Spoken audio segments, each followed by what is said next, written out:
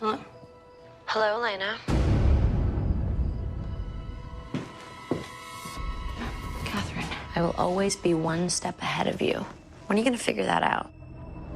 When I first auditioned for the show, I auditioned for the character of Elena Gilbert. I went into it focusing on that one role.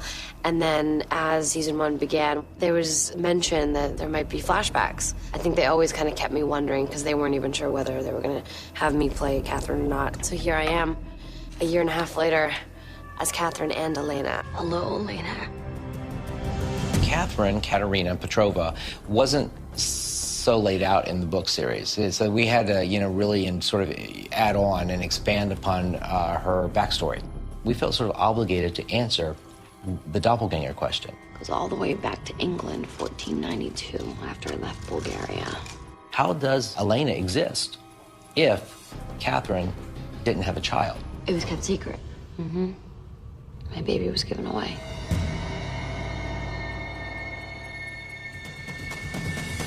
We like to make the joke that Nina Dobrev plays 37 characters on this show. We have seen Nina play Elena, 1864 flashback Katherine, present day Naughty Minx Katherine, Katerina Petrova from 1492. I mean, she was playing 4 roles in one episode. She's amazing. We have big plans for Nina Dobrev. We're just gonna keep expanding on any possible way we can use that girl because she's unbelievable. No one's job is easy. I just happen to be doing 2 people's jobs at the same time. There's the episode Katerina where we see Nina playing all these great characters. I mean, if you really think about it, she was playing Katherine at 3 different points in her life and Elena in modern day. This one's a little tough because it's often a change of hair, it's a change of makeup. You have to do the scene in 2 directions, so the actress actually has to know both dialogues. Katherine? And for 12 pages of dialogue, she is sitting in a tomb as Katherine having a conversation with Elena. There is nothing else going on. The 2 of them are face to face. At the time, I was kind of thinking about it, how are they going to do that? And it started off with split screen. Of course, the actress can't shoot that scene like a normal scene. She can't sit there and talk to herself. We had a body double who would stand, and I would plan how I would play each side. They would have to imitate every little movement I did from behind so as to not give away that it wasn't actually me. And then they would do a split screen, so we'd draw lines, and I had a limit of where I could walk and talk because they would cut it in half. They lock off the camera and they can split a screen straight down the middle of them. And magically tape it, Scotch tape, and it looks like one. And she was really good with a split screen. Think about it, these are young actors. They don't know all the visual tricks. This is an actress who picked it up. It's a challenging task editorially. Nobody really knows until you sit there and actually do the split screens and put this line against that line. You don't even know how it's going to feel. Is it going to feel like 2 people talking, or is it going to feel like, the same actress looking in a mirror? The reality with those things for me is that once I started cutting those scenes, I tried to honestly forget as much as I could that I had the same actress.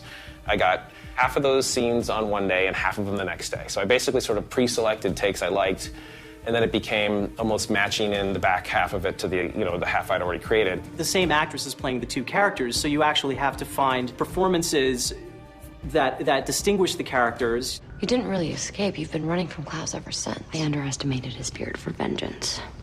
Living out of a suitcase is better than dying so that you can have your blood spilled over some silly little rock. I have to think about what's going to happen and how I'll react. If Katherine says a line and she's snarky, I have to remember that for when I'm playing Elena, she was just being snarky. I have to react offended. What's wrong? Afraid I'm right? And so there's just a lot of work and preparation and planning involved. There's a very technical part of this that I don't think people actually realize.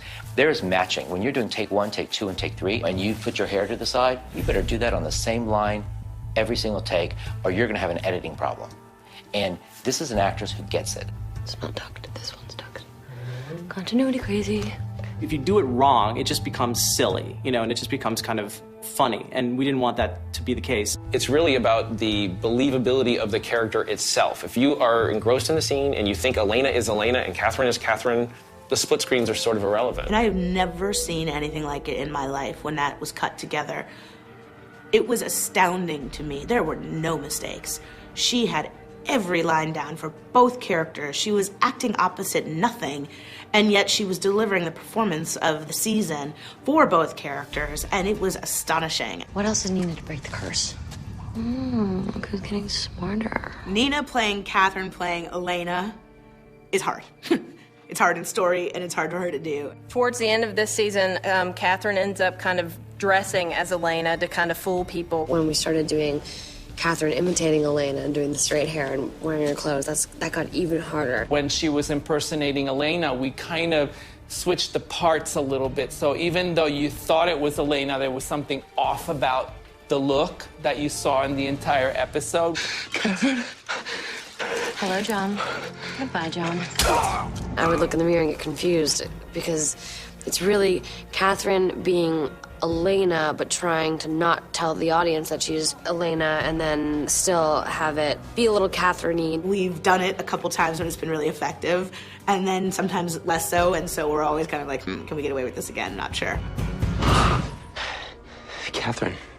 You have to admit, I am getting better at this. It almost like gets in my head a little bit sometimes. When I go back and forth, it kind of messes with me, but it's cool. And on top of that, you have to pour your eyes out and cry and burst into tears, take after take after take until your tear ducts are dry. I've been so selfish because I love you so much, but it's over. Believe it or not, when you look in the mirror and you look different, it helps you feel different and walk different when you put on the heels and your hair.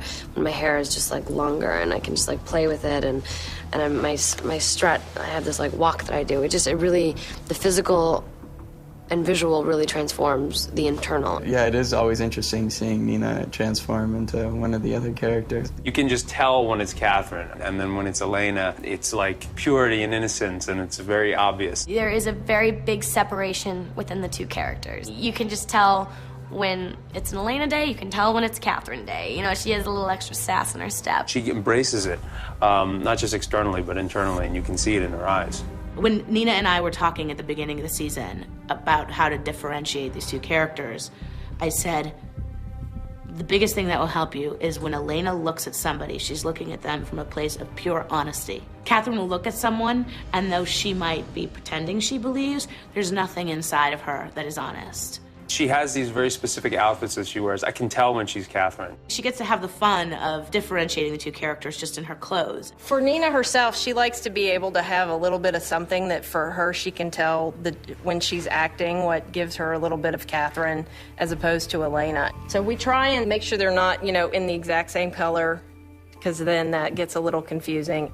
To change Nina to Katherine or Elena, depending on what the look is. When it's the sort of the established curly look versus the established straight look, it takes about an hour one way or the other. Whenever they're setting up lights, I'm not sitting there, I'm running across stage, getting my hair changed, and then coming back. Don't be frightened. We're gonna have so much fun together. Finding someone like Nina, it's all about finding that one person that I connected to, that I see and go, I can write for that person, and then that perfect storm happens, which I feel like this Vampire Diaries is that perfect storm. It's wonderful being on set, watching Nina's performance. Nina is fabulous. She's, you know, as good as it gets. I'm really enjoying their performance, and I have to sort of pinch myself to remind myself, you're here looking at the makeup. I can't imagine playing two different characters entirely. It's interesting how well she took to it. She's really, really worked hard this year, and it's not easy. She's just on fire.